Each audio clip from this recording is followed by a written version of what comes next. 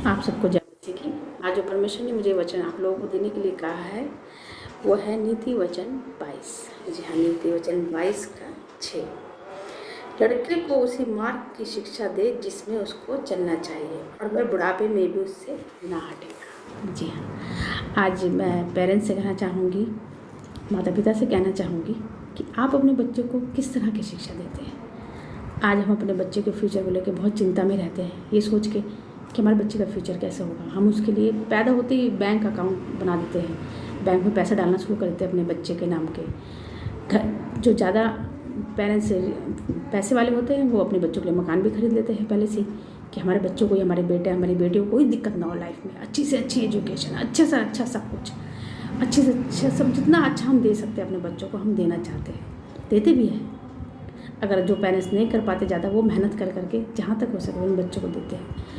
लेकिन मैं आज मैं उनसे ये कहना चाहूँगी कि क्या वो बाइबल का वचन या बाइबल उस बच्चों को देते हैं? परमेश्वर के वचन के बारे में क्या आप बताते हैं अपने बच्चों को? छोटेपन से क्या आप शिक्षा दे रहे हैं कि यहोवा परमेश्वर कौन है, यीशु मसीह ने हमारे लिए कैसे दुख उठाए, और जब हम दिक्कत परेशानी में हमें किसको आवाज़ लगानी चाहिए?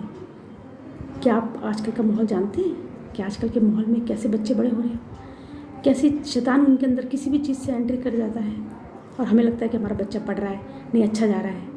बच्चे अच्छे चलते चलते भी कभी कभी टेढ़े हो जाते हैं, पेरेंट्स की बात नहीं मानते, बेइज्जती करने लगते हैं, या उनको हम डांट नहीं सकते सबके सामने, उनकी हमारी बेइज्जती हो रही है, बच्चे ऐसे बोलते हैं कि आपने मैं डांट दिया, हमारी तो बेइज्जती हो गई। धीरे धीरे कैसे घर का माहौल चेंज होता है।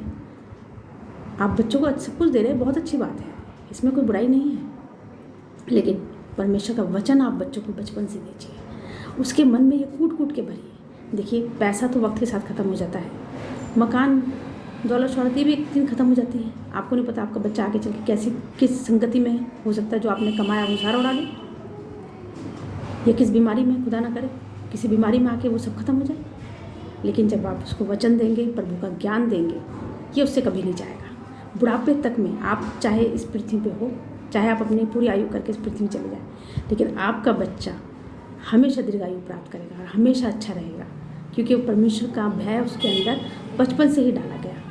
आप वचन दीजिए, परमेश्वर का भय के साथ आप अपने बच्चों को पालिए। जो कर रहे हैं आप बहुत अच्छा कर रहे हैं, आप कीजिए वैसे जैसे आपको अच्छा लगता है। अच्छा बच्चे के लिए अच्छा फ्यूचर बनाना माँ बाप का फ़र्ज़ है, लेकिन सबसे पहले सबसे प्रथम स्थान यीशु मसीह का हमारी ज़िंदगी में होना चाहिए। हमें अपने बच्चों को इस तरह बनाना चाहिए कि कल को हम उनके साथ हो या ना हो, लेकिन परमेश्वर पे विश्वास और उससे प्रेम उनकी ज़िंदगी में हमेशा बरकरार रहे। फिर आप अपने बेटे अपनी बेटी को देखेंगे, आप उनको बढ़ता हुआ देखेंगे, परमेश्वर में बढ़ता हुआ देखेंगे, घर का माहौल को चेंज होता हुआ देखेंगे, अपने पेरेंट्स का इज्जत करना सीखेंगे। आपको कहने की ज़रूरत नहीं पड़ेगी कि आप अरे हमारी इज्जत को, हमारी बेइज्जती कर दे, आपको कुछ कहने की ज़रूरत नहीं पड़ेगी। वो खुद ब खुद परमेश्वर में बढ़ते चले जाएंगे। और अगर वो गलत संगति भी अगर उन्होंने आगे चल के पकड़ ली, लेकिन जो वचन उनके अंदर है वो कहीं ना कहीं फूट के, वो जो अंकुर छोटा सा है ना, वो बड़ा हो जाएगा और वो उनको गलत काम से हमेशा रोके रहेगा। एक बाड़ा जो हमें चाहिए अपने बच्चों के लिए, आज की संगति, आज के माहौल के हिसाब से, वैसे तो परमेश्वर का बाड़ा हमेशा ही चाहिए, लेकिन आज के माहौल को हम नहीं बचा सकते अपने बच्चों को। हम अपने बच्चों को ऐसा भी नहीं है कि हम उसको घर में ही बिठाएं, बाहर नहीं जाने, ऐसा भी नहीं कर सकते हैं, क्योंकि जाना तो पड़ेगा स्कूल के लिए, कॉलेज के लिए, ट्यूशन के लिए, कुछ ना कुछ सीखने के लिए बच्चों को तो बाहर जाना ही पड़ेगा। लेकिन आज हम क्या कर रहे हैं, हम उनको उनके हाल पे छोड़ देते हैं। नहीं, हमारा बच्चा जैसे कर रहा है बहुत अच्छा कर रहा है, नहीं हमारी बेटी तो बहुत अच्छी, हमें विश्वास है। अच्छी बात है, विश्वास करना बुरी बात नहीं है, बच्चों पे विश्वास करना चाहिए, तभी तो हम उनको भी विश्वास होता है अपने पेरेंट्स पे। अगर हम हर दिन उनको सबकी नज़र से देखते रहेंगे तो कैसे होगा। विश्वास कीजिए, बहुत अच्छा लगता है विश्वास करना। बच्चों का एक कॉन्फिडेंस बढ़ता है कि भाई मेरी माँ को, मेरे पापा को मुझ पर विश्वास है। लेकिन बाहर का माहौल भी आप जानते हैं कैसा माहौल है, इसलिए बच्चों को शिक्षा उस मार्ग पे दीजिए जिस पे उसको चलना है। किस पे चलना है इसको? परमेश्वर के मार्ग पे, ताकि कोई कभी वो भेड़ियों की जाल में ना फंसे, कभी गलत संगति में ना फंस जाए, कभी कोई ऐसी दिक्कत परेशानी उन पे ना आ जाए कि हमारा पैसा भी धरा रह जाए, हमारा मकान भी धरा रह जाए और बस हम हाथ पीटते रह जाए, है ना। तो इसलिए हमेशा सबसे पहला स्थान परमेश्वर का है। परमेश्वर का वचन दीजिए, बच्चों को छोटी सी उम्र से नीति वचन पढ़ना सिखाइए। नीति वचन में बुद्धि का मार्ग है, बाइबल नीति वचन के छोटे छोटे आयते उनको पढ़ना सिखाइए, उनको परमेश्वर विश्वास करना सिखाइए। कोई भी दिक्कत हो, बेटा प्रभु से प्रार्थना करो। मम्मा ये नहीं, बेटा प्रभु से प्रार्थना करो, प्रभु देंगे, वो देते हैं। मम्मा मेरी कोई फ्रेंड नहीं है, कोई बात नहीं, परमेश्वर से बढ़ के हमारा कोई दोस्त नहीं है बेटा। फ्रेंड तो नहीं आ पाएगी आधी रात में, परमेश्वर हमारे लिए हमेशा खड़ा है। परमेश्वर विश्वास करना सिखाइए बच्चों को, क्योंकि समय बहुत बुरा है, बहुत ज़्यादा कठिन समय चल रहा है, तौबा का भी चल रहा है, और आप माहौल भी हमारे जानते हैं किस तरह चल रहा है। इसलिए अपने बच्चों को उसी मार्ग की शिक्षा दी। आपका फ़र्ज़ है, पहला फ़र्ज़ है ये आपका। अच्छी एजुकेशन, अच्छा सब कुछ करें, बहुत अच्छा है, लेकिन सबसे पहला परमेश्वर के वचन पे अपने बच्चे को मनन करना सिखाइए। एक एक आयत को हर दिन पढ़ना सिखाइए। आजकल तो कैलेंडरों में है, कैलेंडर पढ़ो बेटा, पढ़ो इसको, पूरे दिन पढ़ो।